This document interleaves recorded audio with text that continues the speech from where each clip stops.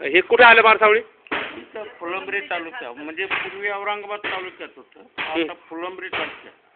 म्हणजे औरंगाबाद तालुक्याचं शेवटचं गाव आणि आता बहुतेक शेवटचंच गाव आहे फुलंब्री तालुक्याचं, औरंगाबाद जिल्ह्याचं.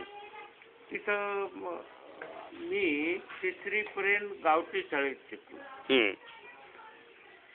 शाळा कशी होती ती? शाळा आपलं खाजगी मास्तर मराठी. अच्छा, म्हणजे मंदिरात भरायची का अशी शाळा? मंदिरात. मारुतीच्या मंदिरात सर्व मुलं मध्ये बसायचे आणि मंदिराचा परिसर मोठा होता, वटा होता, त्याला जाळी होती, त्याच्या जाळीच्या बाहेर बसवायचे. आता तुम्ही कोण कोण होते शिकायला बाहेर बसणारे? मी एकटा. फक्त एकटेच? अच्छा अच्छा. आणि मग तुमच्या एकट्यालाच तुमच्या वडिलांनी शाळेत कसं काय पाठवलं बाबा? बाकीचे लोक जात नव्हते, पण तुम्हाला कसं पाठवलं? लोकांना ती गोडी नव्हती. मग तुमच्या वडिलाला कशी काय गोडी आली मग ती? आमच्या वडिलाला म्हणजे आमचे वडील आपल्यापैकी मुकरदम होते, दशरथ पगारे म्हणून गावचे. त्यांना ऊस तोडीला नेलं. ऊस तोडीला नेल्यानंतर मी लहान होतो, उगीच काहीतरी कळतंय मला क्वचित असं, तर मी आजारी पडलो तिकडं श्रीरामपूरकडं. तर ते आजारी पडल्यावर मग ते बैलगाडी उधारीवर नेली होती गावातूनच ठेरू. बरोबर. वडिलांनी त्यांनी घ्यायला लावली, ती बैलगाडी घेऊन गेले. आता त्या गाडीची किंमत काही आपल्याला माहित नाही, काहीतरी 550-60 रुपयात बैलजोडी गाडी असेल. तर ते मग मी आजारी पडलो, इतकं आजारी पडलो की शुद्धीच्या बाहेर, म्हणजे ताप वगैरे.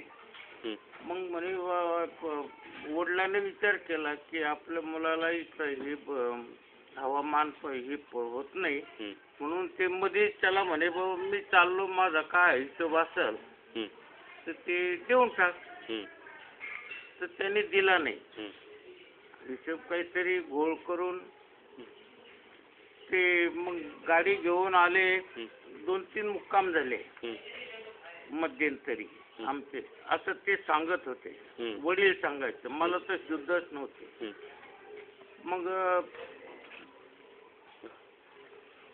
ते आल्यावर मध्ये तरी कुठं मुक्काम पडला एका गावावर, ढोरकीन का काय गाव सांगतात ते आता तिथं. तर तिथं ते पहिलं फार सुधारले होते. मी आजारी पडण्यापूर्वी त्या ऊसाच्या फळामध्ये काम करीत होतो. तुम्ही स्वतः? तर मी त्या बैलाला आपलं ते ऊसाचे वाडे म्हणा किंवा कवळे टोंगळे त्या बैलाला गाडी रचेपर्यंत खाऊ घालायचो समोर बसून. तर ते बैल इतकी सुधारली की त्यांच्या अंगावर मांस मायना अशी बैल.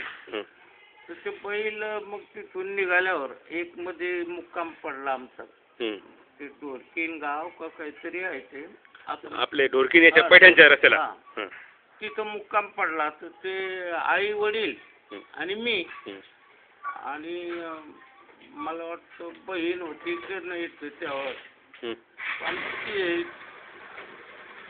मोठ्या बहीण.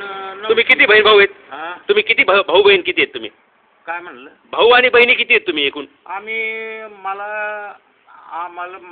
अगोदर मोठी बहीण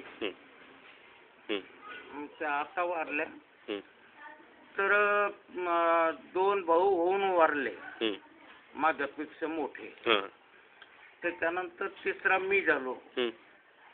त्याच्यानंतर मला पुन्हा 2 बहिणी झाल्या, त्या वारल्या. मग ते मुलं वारतात नाहीत म्हणून मला तिथून काढलं. ते म्हणजे गाडी काढली, मुक्काम केला. तर रात्री आजूबाजूचे लोक ते बैल पाहून काही नजर फिरली तर चक्र मारू लागले.